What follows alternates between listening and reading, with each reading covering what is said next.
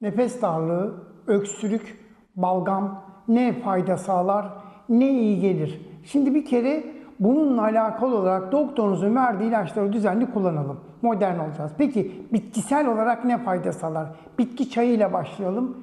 3 bardak kaynamış suyun içerisine kekik 2 çorba kaşığı, sinirli yaprak 1 çorba kaşığı. Bunu demleyin, gün içinde tüketin. Çam sakızı misket büyüklüğünde, bunu sabah öğle akşam çiğneyip yutabilirsiniz. Fakat diyelim ki çiğneyemediniz, o zaman ezin, havanda güzelce ezin, un haline gelsin. Bunu bal, pekmezle tüketebilirsiniz.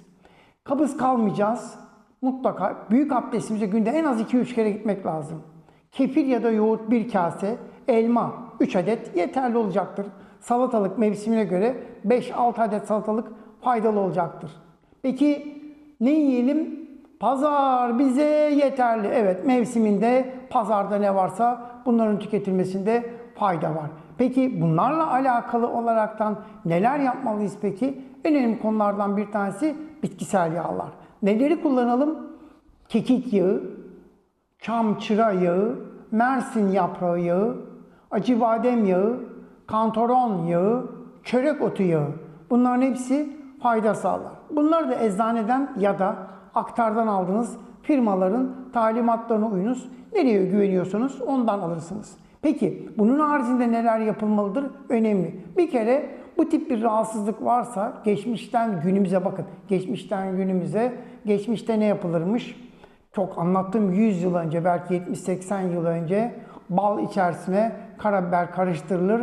O göğüs bölgesine ve sırt bölgesine geceden bağlanır, sabah çıkartılır. Artık çok yüksek öksürük olur, onunla tüm balgam sökermiş.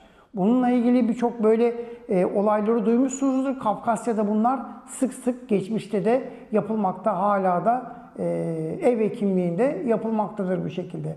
Peki bitkisel olarak bu anlattıklarımızın haricinde öksürük, balgam, nefes darlığı durumlarında ne yapılmalıdır? Özellikle balgamın rengine çok dikkat edilmeli. Balgamın rengi beyazdan koyuya doğru çıktıkça bu vücuttaki enfeksiyonu belirtir. Zaten CRP değerinin yükselmesi, sedimentasyonun, VBC gibi değerlerin yükselmesinden de balgamla bağlı olaraktan artışı göreceğizdir. O yüzden dolayı mutlaka tedavi edilmesi gereken bir konu.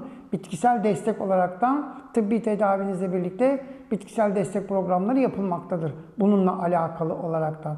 Bu anlattıklarım size fayda sağlayacak şeylerdir. Rabbim tüm hastalarımıza acil deva versin. Saygı ve hürmetler efendim.